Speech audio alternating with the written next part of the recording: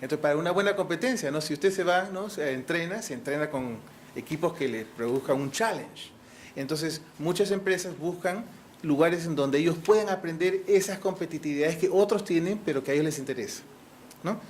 Entonces, ok, ahora nos vamos a otro aspecto interesante, ¿no? Por ejemplo, hemos visto en general que ha habido un cambio institucional económico. Hemos visto las aperturas económicas, ¿no? Y que le permiten por ejemplo, la reducción de diferentes barreras arancelarias, etcétera.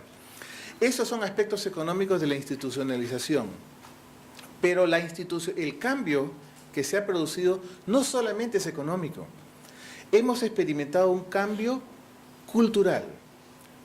La mentalidad que tenemos nosotros hoy en día es diferente a la que tenían nuestros padres, nuestros abuelos. Hoy en día, aquí a la señora, ¿no? Yo sigo con los flaquitos aquí. A ver, otros flaquitos, algunos no tan flaquitos. Aquí también hay flacos acá enfrente, aquí los colegas. No, la mentalidad de hoy día nosotros pensamos, sí se puede, sí podemos. ¿No? Miren este auditorio. Esto es Harvard. ¿No? Hace unos años atrás este espacio no existía en nuestra mente. Nosotros hemos cambiado. Hoy día decimos, sí, nos vamos a mechar con... Ya, díganos, y nos vamos. Entonces, en el contexto de cambio, el aspecto cultural en el cambio institucional, un segmento es lo que sería la valorización del patrimonio cultural. Por ejemplo, la gastronomía es un caso interesante en ese sentido, ¿no? Por ejemplo, ustedes saben que la gastronomía son las tradiciones y las prácticas de comer, cosa que socialmente se valora, ¿no? Y eso, que es intangible, forma parte del patrimonio intangible de una nación, su herencia cultural, lo que es para nosotros rico, en otras palabras, ¿no? Como le dije, la torrejita, eso, ¿no? El pollito, eso para nosotros es valorable, el cevichito es valorable, es valioso. Entonces, pero eso es parte de nuestra herencia cultural. Ahora, la UNESCO, como ustedes saben, está incorporando elementos de patrimonio intangible y hay varios países que han introducido ya la gastronomía, ¿no? Está los franceses, los mexicanos, ¿no? La comida mediterránea, etcétera, ¿no? La comida peruana ha sido nombrada a nivel de la OEA, un patrimonio de las Américas, etcétera. Entonces, hay que ver el aspecto de cómo se ha producido ese cambio de percepción y de la revalorización del patrimonio cultural y cómo eso afecta a la internacionalización. Eso es lo que han aprovechado las empresas de gastronomía, por ejemplo. Esas son una de sus competitividades. Entonces aquí tenemos, por ejemplo, las empresas que han nacido en el Perú, que han generado esa transformación de revalorización del patrimonio intelectual en la forma de la gastronomía, ¿no? Por ejemplo, creando estas cadenas tan increíbles de fusión que nosotros tenemos en nuestro ambiente. Y hay que ver cómo estas se internacionalizan. Por ejemplo, en el caso de estas, las que empezaron en el Perú, producto de estos chefs que vienen del extranjero, trayendo estas nuevas ideas y revalorizan ese concepto, ustedes ven que la mayoría se va a zonas del cono de Sudamérica, ¿no es cierto? Y están, en otras palabras, nos vamos a los que más o menos estamos, ¿no?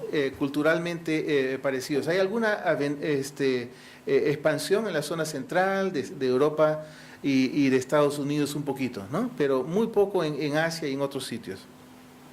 Ahora, también hay restaurantes peruanos en Estados Unidos, pero el cambio cultural es diferente en Estados Unidos. No, por ejemplo, fíjense,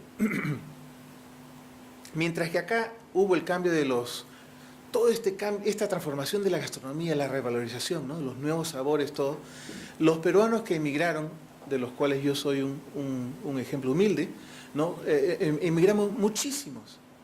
Y entonces, ¿qué es lo que pasa? Uno llega a Estados Unidos, por ejemplo, y dice, uy, extraño mi cevichito, ¿no?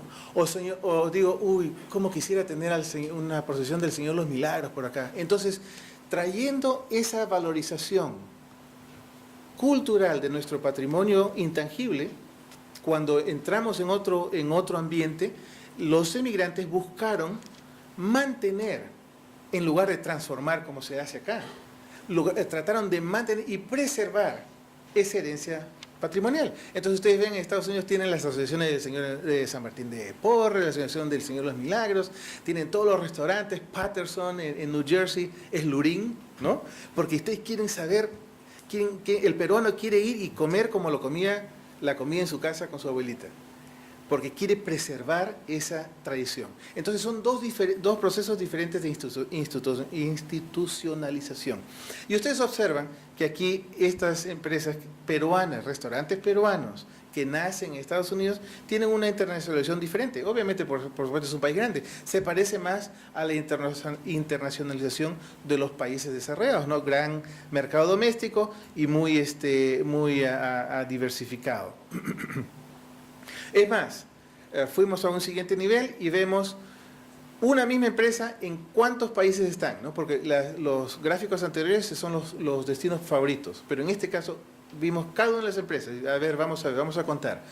¿Cuántas empresas se han dividido o se han internacionalizado solamente en una región? Dividimos el mundo en 10 regiones, ¿ok? 10 regiones. Entonces tienes Latinoamérica del Sur, Latinoamérica del Norte, tienes Europa Latina, Europa del Norte, etc. 10 regiones del mundo. Y entonces las empresas que empezaron en el Perú, las que hicieron esa reinterpretación de la herencia patrimonial, 72% solamente están en una región, pero miren, hay un número respetable que van a 2 regiones, 3 regiones, o sea, en otras palabras, son más multinacionales. El reto de reinterpretar el patrimonio nacional requiere demostrar éxito. Porque si yo mañana a mí se me ocurre cambiar la comida, pero nadie la acepta, ¿de qué me sirve? ¿No es cierto? Entonces, son más aguerridos, más asertivos, más rápidos, van a multinacionalizarse a varios sitios, buscan la forma de mostrar para convalidar y obtener legitimidad. Entonces, la estrategia de legitimización de las empresas que reinterpretan el patrimonio cultural es más agresiva. En el caso de las que nacieron en Estados Unidos, por supuesto, como ustedes verán, es solamente una región, ¿no? En Estados Unidos. Y en conclusión, ya para terminar, aquí tenemos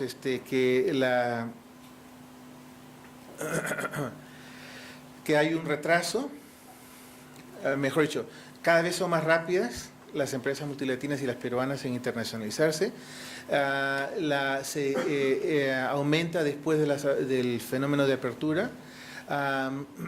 Se expanden tanto a las regiones que se parecen como a las que son diferentes, distantes, lo que son, quiere decir que hay las avesadas. Hay el cambio institucional no solamente es a nivel de mercado, sino es a nivel cultural. Y el tipo de negocios, así como la estrategia de legitimidad, afecta la forma de multinacionalización. Y con esto me despido. Gracias.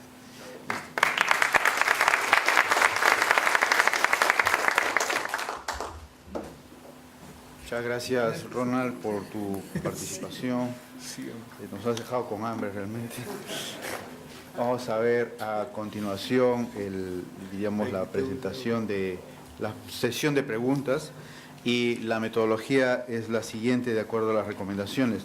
Vamos a ceder la palabra con los micros que tienen los anfitriones para esta parte de la presentación.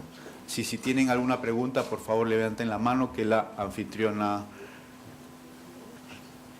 Sí. A ver, ¿tienes ahí la palabra, Germán? Sí, 2 preguntas.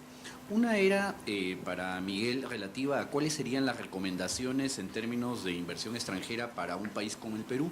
Cuando uno revisa la información por décadas, obviamente en el 80 no hubo mayores problemas, la década de los 90 fue una clara década de entrada de capitales, el flujo neto es positivo, pero cuando uno revisa la información entre el 2000 y 2012, el flujo es totalmente negativo. Es decir, tenemos una inversión extranjera acumulada de 60.000 millones, las utilidades declaradas son 75.000, se reinvierte alrededor de 40.000, y uno observa que el flujo neto es negativo en 15.000 millones de dólares. Entonces, un poco, y rompiendo mitos, porque uno piensa que el Perú es un gran atractor neto, y perdón, en lo que va de este siglo XXI, el saldo es totalmente negativo. Obviamente que si incorporamos el tema de flujo neto de préstamos de largo plazo, la cosa se revierte, porque ahora la inversión extranjera no viene sola, sino que viene con capitales, con créditos. Y la segunda pregunta era para Rosario. ¿No crees que estás enfatizando excesivamente el tema de la alianza con el Pacífico, cuando lo que estamos buscando es la integración Brasil, Pacífico hacia Asia? Es decir, ahí hay un tema geopolítico importante que habría que ver si podría caminar. Y el otro tema es, yo soy bastante escéptico sobre el tema de las IRSAs en términos de carreteras. Pienso que ha mejorado los tráficos locales simplemente y que su contribución al comercio internacional es marginal.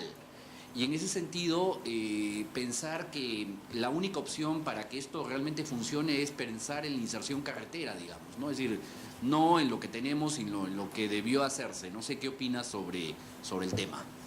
Okay. Muchas gracias, Germán. La palabra, por favor, continúa. ¿Está prendido?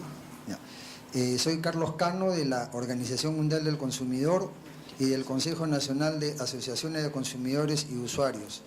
La pregunta para cualquiera de los panelistas, por favor.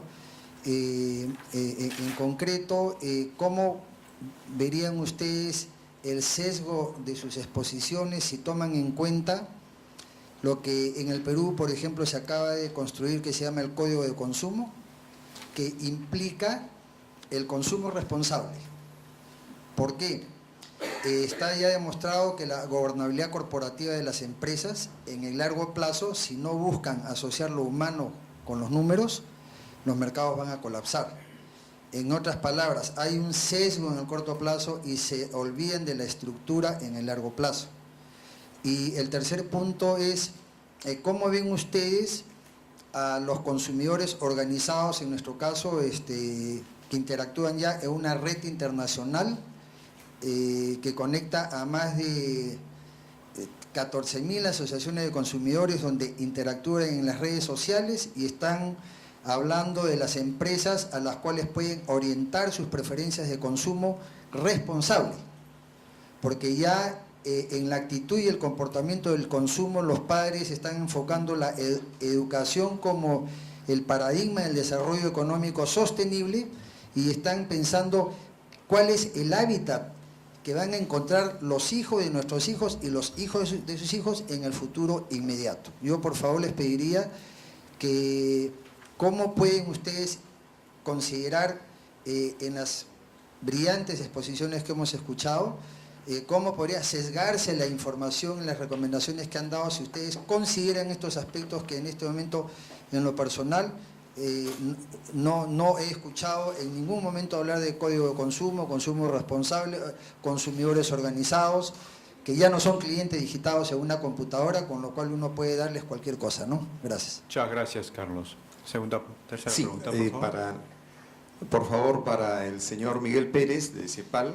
¿Puedes decir tu nombre, perdona? Mi nombre es Javier Pajuelo, soy Gracias. docente en instituciones superiores. Gracias, Javier. Señor Pérez, en uno de los cuadros que he visto de inversión de países hacia el extranjero, en Chile figura una inversión hacia el extranjero por algo de 21.000 millones de dólares. Yo tenía hasta el año pasado el dato que la inversión chilena en el Perú ascendía a 11.000 millones de dólares. Quisiera que me lo corrobores si al 31 de diciembre del 2012 la inversión de Chile en el Perú asciende a 11.000 millones de dólares, con el cual estaríamos hablando que casi el 50% de su inversión extranjera es hacia el Perú. Y viceversa, quiero que me reconfirme también la cifra que tengo de algo de 7.000 millones de dólares de inversión peruana hacia Chile, y recientemente con el banco que ha abierto el banco de crédito, un banco en un joint venture, en una alianza con un grupo importante en Chile, ¿no? Un banco, parece que es un banco de inversión, tanto en Chile como en Estados Unidos. Entonces quería saber ese monto, si es 11.000 millones de dólares de la inversión de Chile en el Perú, y viceversa, la inversión de Perú hacia Chile, por favor. Muchas gracias, Javier. Sí, En mi caso, muy concreta la pregunta. Las preguntas son muy largas. Para cualquiera de los expositores, en especial me interesó la exposición de la señorita Ruth Ríos. En términos comparativos, el componente de la industria extractiva, digamos, al Producto Bruto Interno es sumamente importante con respecto a otros países. Hace poco, la semana pasada, se está lanzando un Plan Nacional Industrial que lo van a integrar la Sociedad Nacional de Industrias, el gobierno central y también académicos. ¿De qué manera usted ve esta situación, ¿no? Y en cuánto tiempo se prevé que esto podría haber una reversión, ¿no? Es decir, un mayor componente industrial, y cuánto tiempo a mediano y largo plazo, según usted considera, podría haber este cambio, ¿no? Perdón, gracias. ¿Tu nombre, por favor, solamente para...? Magíster César Mármol Vidruer, investigador docente. Gracias. ¿Alguna otra pregunta?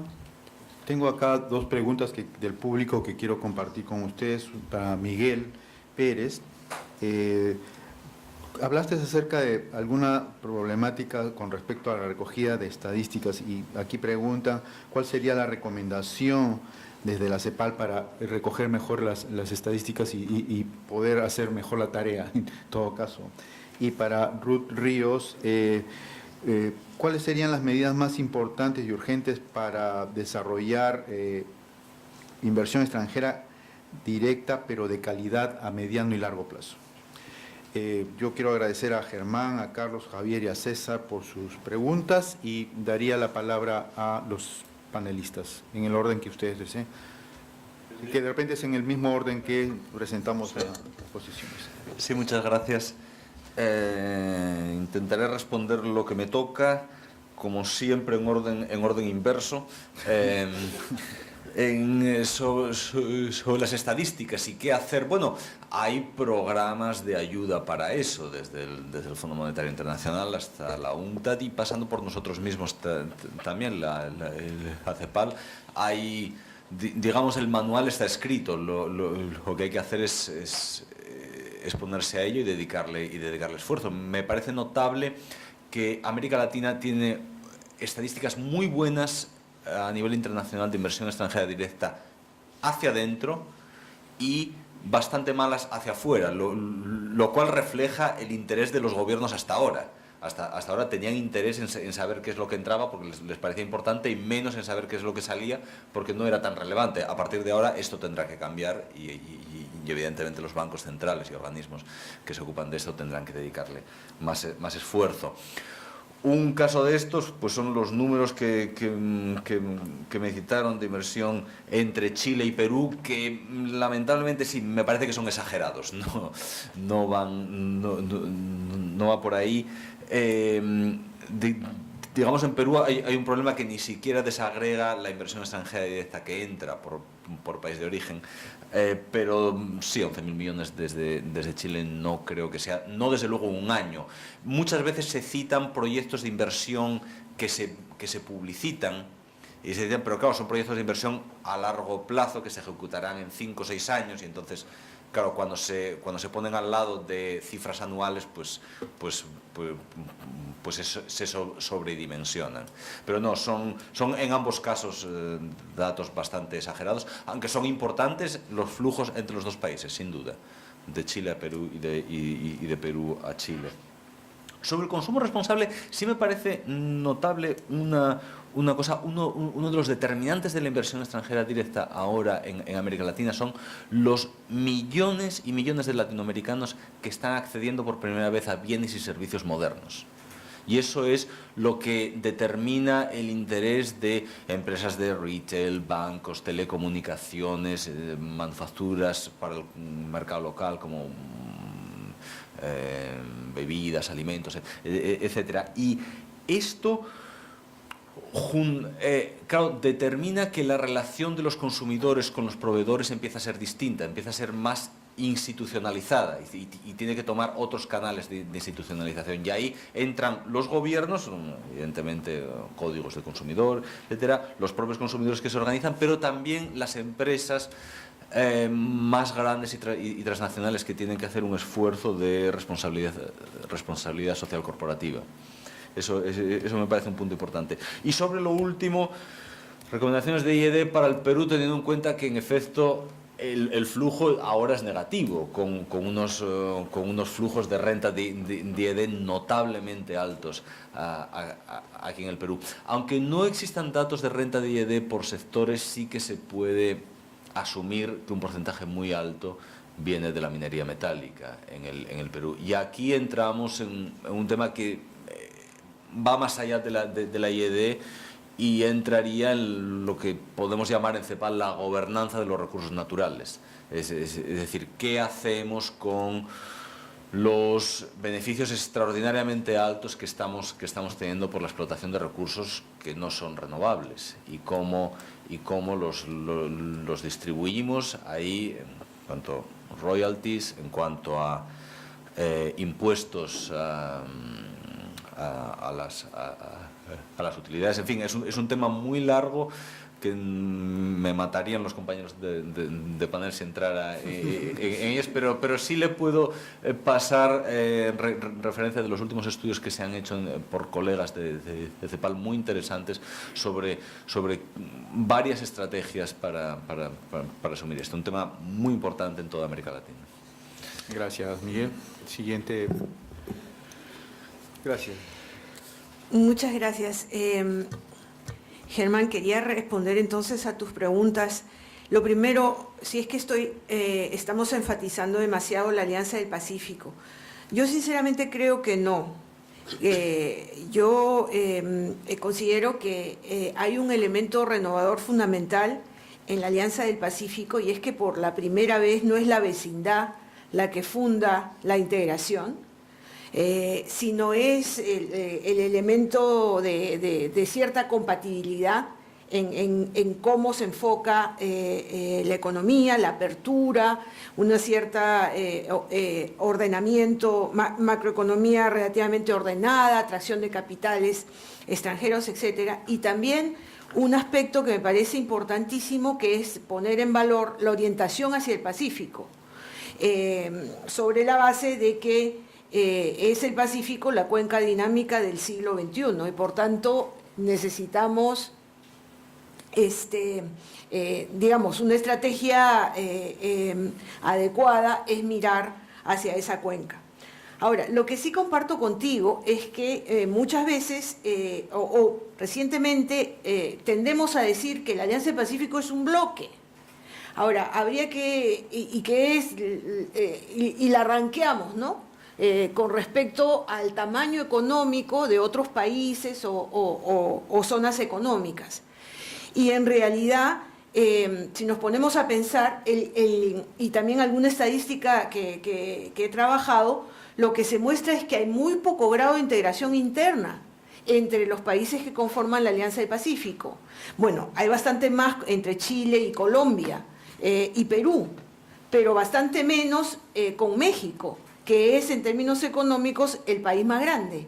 Entonces, yo presenté un cuadro en que decíamos, bueno, ¿cuánto es el grado de integración interna de nuestras subregiones? Y veíamos que la comunidad andina es 8%. Creo que el grado de integración interna de la Alianza del Pacífico posiblemente está más bajo que eso. Si tomamos en cuenta México, porque el comercio exterior de México está fundamentalmente orientado hacia Estados Unidos, y eso pesa sobre ese ratio. Entonces, en ese sentido sí creo que tenemos que ver las realidades de lo que significaría de lograr integración interna.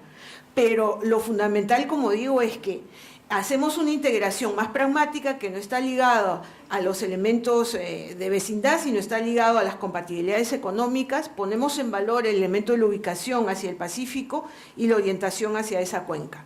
Y luego me parece, y es lo que traté de sugerir al final de mi presentación, que debemos ver esto en términos de complementariedad con lo otro nuevo que ha tenido la integración regional en los últimos años, que es la integración física y el foco sobre el tema de conectividad y de infraestructura.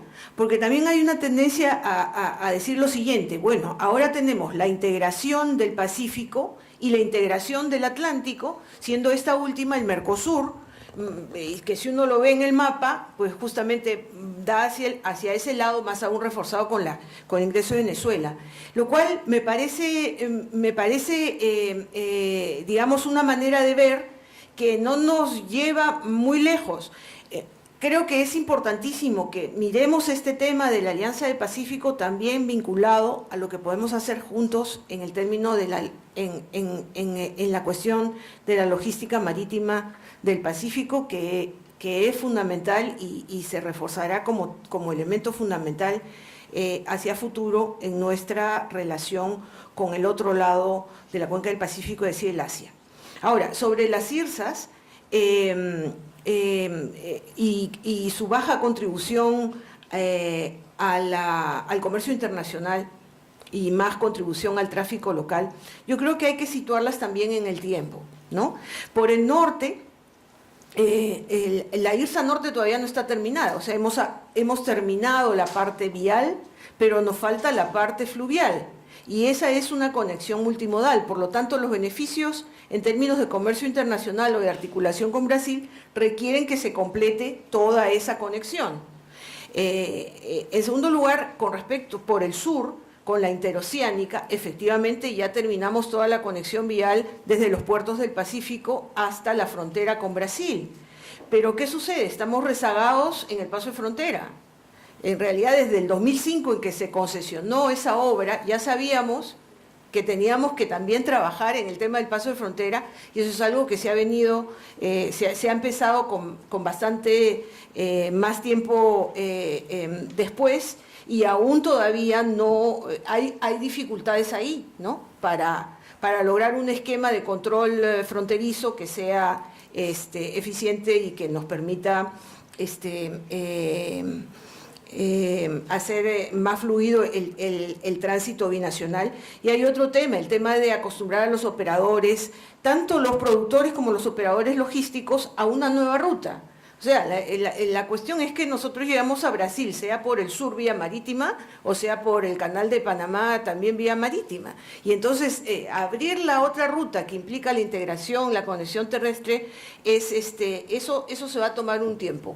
Y la interoceánica se inauguró en 2011. Como digo, aún tenemos trabajo en el asunto del paso de frontera, y se acaba de lanzar un programa bien interesante que se llama Consolida Brasil, que es justamente un tema de ver los centros logísticos que nos permitan consolidar carga para llegar con mayor eficiencia hacia el mercado brasileño. De manera que yo creo que esto hay que verlo con un cierto rezago de tiempo, el impacto en el comercio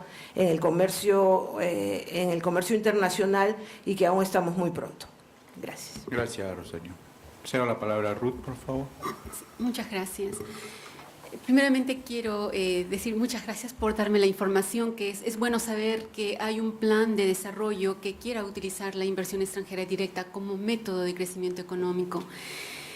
La respuesta a la pregunta que me hizo es ¿cuánto tiempo va a tomar para que un plan estratégico pueda dar los resultados? No podemos decir cuánto tiempo, todo depende cuán eficaz es el marco estratégico, cuán eficaz son las políticas y la coordinación que existe, porque esto no solamente es utilizar ciertas políticas, sino tiene que haber una coordinación de las políticas industriales, también medidas macroeconómicas que tengan un apoyo de las agencias de desarrollo industrial. Bueno, el modelo que hemos desarrollado, en realidad hemos utilizado 3 países, hemos analizado mucho más países que estos 3, pero hemos utilizado como países modelo la China, Suiza y también Irlanda. Y me gustaría utilizar un poquito el ejemplo de la China. La China en menos de 20, bueno, vamos a decir en tal vez 20 años, se ha convertido en la segunda economía más grande del mundo. ¿Gracias a qué? A la inversión extranjera directa. Hoy en día la China es el 5º país que más invierte en el mundo. Y es casi el modelo que hemos presentado. Han utilizado la inversión extranjera directa para crecer, para hacerse ricos. Ahora son ellos los que están invirtiendo.